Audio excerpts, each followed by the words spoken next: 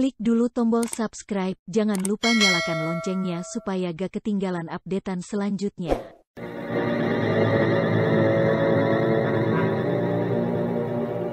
Misteri Nini Pelet kali ini mempersembahkan episode ke-19 dengan judul Makhluk Alam Gaib. Naskah karya Ari Hidayat, teknik dan montase Moko Treasure, dengan sutradara Dian Pertiwi.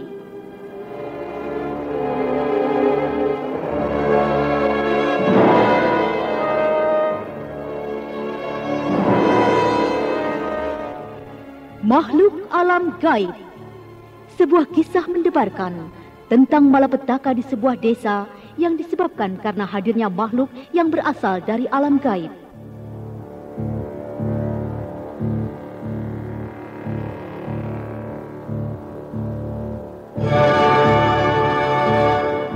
Dalam seri yang ke-29 ini didukung oleh Indrawati sebagai Bibi Sarpini, Eni Budiono sebagai Endang Laras, Novia Mandagi sebagai Nyai Imas, Naryo sebagai Amang Ula, Nanang sebagai Bujangga, dan Herman sebagai Anam Mukti.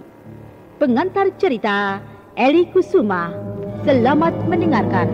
Bibi Sarpini masih meneruskan cerita tentang kejadian yang pernah dialami Endang Laras Ibu Nilam Cahya. Bibi Sarpini ingat ketika dia tinggal bersama dengan Endang Laras Ibu Nilam Cahya di pondoknya itu. Sarpini, apa benar Nilam anakku pernah mengutarakan tentang kepergiannya padamu? Bahwa amanat yang diberikan kakeknya Ki Gedeng Mukti bukanlah salah satu penyebab utamanya Nilam pergi. Tapi karena Nilam membenci ibu tirinya, yaitu Nyai Imas. Sebenarnya Nilam sangat berat meninggalkan Kakang Endang Laras seorang diri di rumah itu, karena Nilam khawatir pada ibu tirinya itu. Dan kebetulan kakak pindah ke pondokku ini, hingga Nilam mengambil keputusan untuk pergi daripada dia harus tinggal dengan ibu tirinya. Anak itu keras, Sarpini. Kamu tahu sikapnya bukan? Karena Nilam pernah tinggal lama bersamamu di pondok ini. Tapi aku sungguh tidak tahu kalau Nilam sesungguhnya mempunyai pikiran membenci ibu tirinya. Barangkali karena anak itu merasa Nyai Imas ibu tirinya seperti ingin menguasai rumah itu, ingin menguasai seluruh harta warisan almarhum suamiku. Nilam tidak pernah bicara soal rumah dan harta warisan ayahnya. Bahkan dia sering mengatakan kepada saya bahwa dia tidak silau dengan seluruh warisan ayahnya. Yang dia inginkan, kakak hidup dengan tenang dan damai setelah Nilam pergi meninggalkan kampung ini. Nilam benci pada Nyai Imas karena dia pernah diusir dari rumah itu.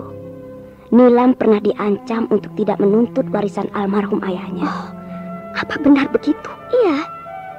Nilam banyak cerita pada saya, kakak. Sayang, anak itu sudah lama pergi. Dia tidak ada di tengah-tengah kita. Ya, sudah lama sekali anak itu pergi. Rasanya aku rindu. Kenapa dia tidak pernah cerita padaku? Padahal aku ibunya sendiri. Kalau jiwanya tertekan oleh ibu tirinya, dia pernah diusir dan diancam. Kamu tahu, Sarpini, aku tidak pernah merasa iri atau cemburu setelah Kakang Awan Mukti suamiku dulu memperistri Nyai Imas. Aku juga tidak pernah mempunyai perasaan apa-apa pada wanita itu.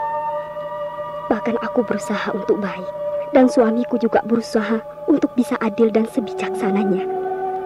Tapi entahlah dengan Nyai Imas sendiri, aku juga tidak mengerti kalau hatinya sekotor itu, ingin menguasai harta warisan almarhum suamiku. Waktu terus merayap. Malam perlahan-lahan turun ke permukaan bumi. Malam itu Endang Laras tidak bisa tidur. Dia teringat kepada Nilam Cahya anaknya yang sejak lama tidak ada kabar beritanya.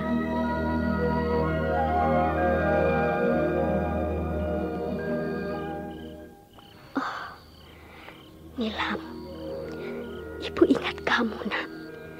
Ibu sangat mencemaskan kamu. Sudah lama sekali rasanya kamu tidak ada lagi kabar beritanya. Ayahmu sudah tidak ada. Kamu pun pergi meninggalkan ibu. Oh, rasanya sepi, sunyi sekali hidup ibu ini. Nilam anakku, tidak Tidakkah kamu rindu pada ibu? Tidakkah kamu mempunyai pikiran untuk kembali ke kampung halaman kamu? Masuklah, pintu kamarnya tidak dikunci. Kakak belum tidur. Aku tidak mengantuk, Sarbini. Sepertinya ada yang sedang kakak Endang Laras pikirkan. Wajah kakak kelihatan seperti orang cemas sekali. Iya, aku teringat Nilam anakku. Kamu tahu, Sarbini, anakku itu sudah lama sekali pergi. Aku cemas sekali. Tak pernah ada kabar berita yang aku dengar tentang dia. Aku cemas sekali. Dia itu anak gadis, Sarbini. Saya mengerti, kakak. Apakah saya juga tidak sedang mencemaskannya? Aku takut sekali kalau anakku Nilam tidak akan kembali lagi ke kampung halamannya. Dia akan lupa dengan semua yang ada di kampungnya ini. Pada ibunya, pada bibinya yang sangat menyayanginya. Karena dia membenci ibu tirinya. Kakak, kita jangan mempunyai pikiran seperti itu. Saya yakin keponakanku Nilam Cahya itu pasti satu saat akan ingat pada bibinya ini. Dia pasti ingat kampung kelahirannya. Dia pasti kembali lagi pada kakak. Aku hanya khawatir karena dia tahu keadaan keluarganya di kampung ini. Dia tidak mau lagi kembali karena dia tahu rumahnya sudah dimiliki Nyai Imas ibu tirinya. Dia tidak mau kembali lagi. Aku takut, Sarbini. Aku ingin sekali-sekali saat-saat begini anakku itu kembali. Kita harus bersabar, kakak. Nilam tidak sekejam yang kita duga. Dia ingat kakak sebagai ibu kandungnya. Dia juga ingat sebagai bibinya. Percayalah, satu ketika Nilam pasti kembali. Dan dia akan menyelesaikan persoalannya dengan Nyai Imas, ibu tirinya itu. Karena dia pernah diusir dan diancam Nyai Imas. Sementara itu di rumah Nyai Imas, malam itu Nyai Imas seperti seorang ratu yang sedang istirahat di istananya. Wanita setengah tua itu nampak tengah duduk mengangkat kaki, sambil merapihkan rambutnya yang tergerai panjang. Wajahnya kelihatan angkuh. Nyai Imas nampaknya bahagia sekali tinggal di rumah besar dan bagus peninggalan almarhum suaminya yang juga rumah Nilam Cahya dan ibunya. Amang Ula, Amang Ula, Amang Ula. Kemana orang itu? Amang Ula? Ada apa, Nyai? Apakah mulutku harus sering berteriak-teriak memanggil kamu? Bukankah saya disuruh Nyai Imas untuk menjaga di halaman rumah?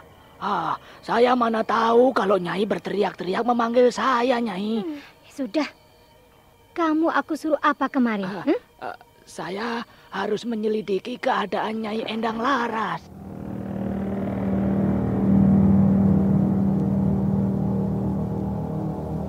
Bagus. Lalu? Sudah, Nyai. Sudah. Nampaknya Nyai Endang Laras sangat betah tinggal bersama Sarbini adiknya itu. Dan saya yakin Nyai Endang Laras tidak mungkin akan kembali ke rumah ini. Percayalah dengan saya, Nyai. Wanita itu sepertinya sudah pasrah kalau rumah ini sekarang dimiliki oleh Nyai Imas. Itu memang yang aku inginkan. Tapi tapi apa? Apa lagi, Nyai? Nyai Imas sepertinya masih ada yang dikhawatirkan. Benarkah begitu, Nyai? Kau benar, Mang Ula. Bukankah kamu tahu kalau Endang Laras masih mempunyai anak? Ya, saya tahu, Nyai.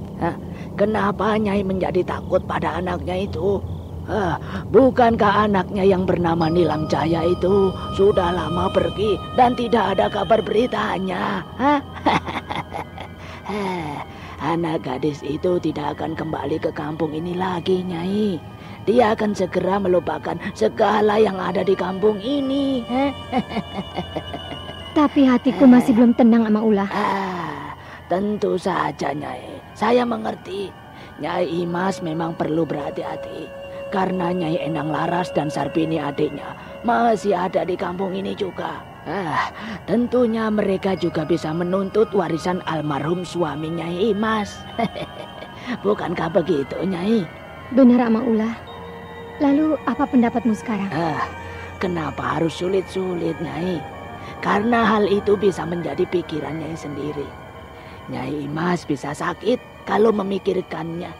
Bukankah banyak cara untuk menyingkirkan mereka, Nyai? Amang Ulah, kamu adalah penentuku yang sudah sangat aku percaya. Iya, Nyai. Kamu sudah aku anggap bagian dari diriku. Aku ingin meminta pendapatmu. Aku percaya penuh dengan kamu. Dan aku menyerahkan segala urusanku padamu. Bagaimana caranya agar Endang Laras dan Sarbini tidak menggangguku? Beres. Bukankah sudah saya katakan tadi, Nyai? Itu mudah saja. Serahkan ini, Nyai. Segalanya pada Amang Ulah ini. Maka demikianlah, pada suatu hari Endang Laras baru saja kembali dari ladang seorang diri. Hari sudah agak gelap. Endang Laras terus melangkah di jalan setapak.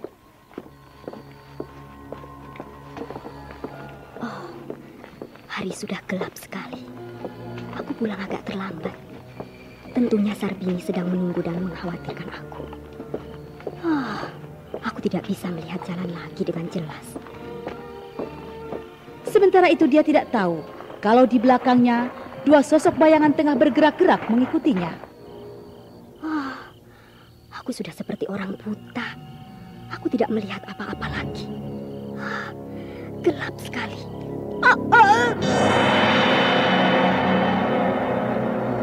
Endang Laras tidak bisa bergerak lagi.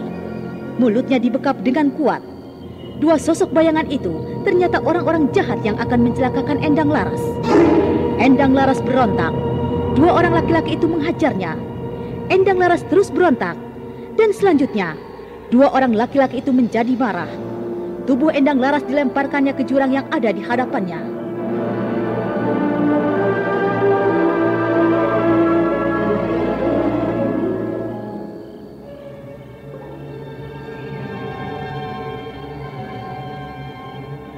Kakak Endang Laras? Aduh, aku khawatir sekali. Kenapa dia belum pulang juga? Hari sudah malam. Ada apa dengan dia? Aku takut terjadi apa-apa. Apakah kakak Endang Laras mampir ke rumah kakang Amamukti, adik iparnya itu?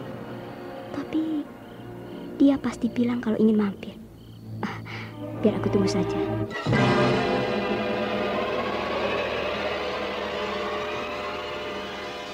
Bibi Sarbini akhirnya menunggu hari.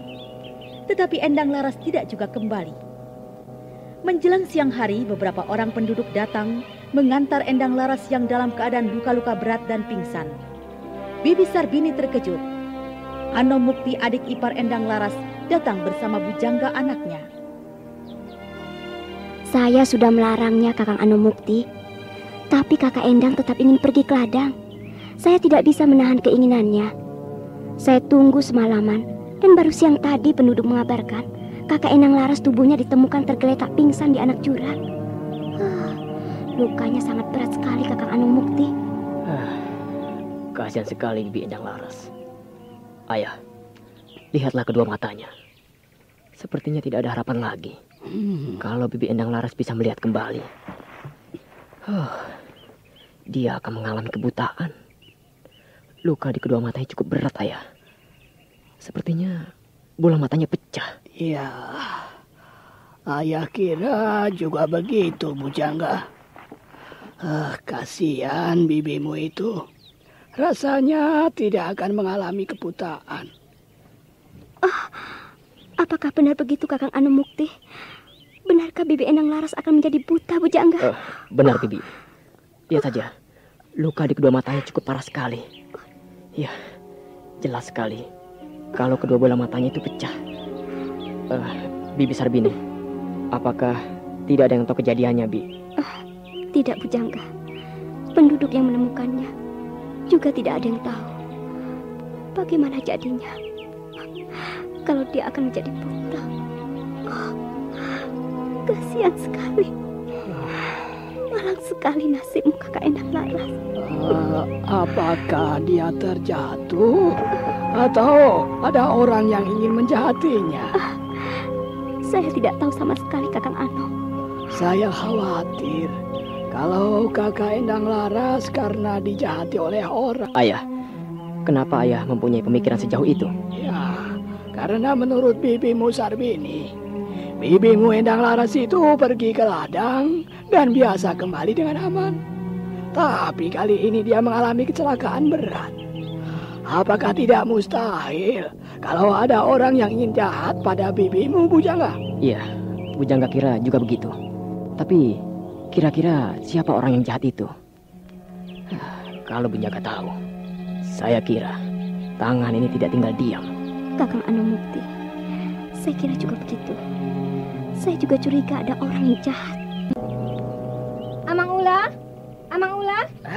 Ada apa, Nyai Imas? Duduklah. Aku ingin bicara padamu. Nampaknya penting sekali, Nyai. Tidak biasanya Nyai Imas menyuruh saya duduk. Ini sangat penting sekali, Amang Ula. Ternyata kerjamu masih kurang rapi. Kau sudah dengar kalau Endang Laras masih hidup? Dia ditemukan penduduk di anak jurang dalam keadaan pingsan. Oh, Nyai jangan khawatir. Kedua orang suruhan saya itu bekerja sangat baik, Nyai. Dia memang gagal membunuh Nyai Endang Laras malam itu. Tapi mereka berhasil melempar Nyai Endang Laras ke anak jurang itu. Dan sekarang tentunya Nyai Imas juga tahu. Nyai Endang Laras itu akan mengalami kebutaan pada matanya. Karena kedua matanya terluka sangat parah.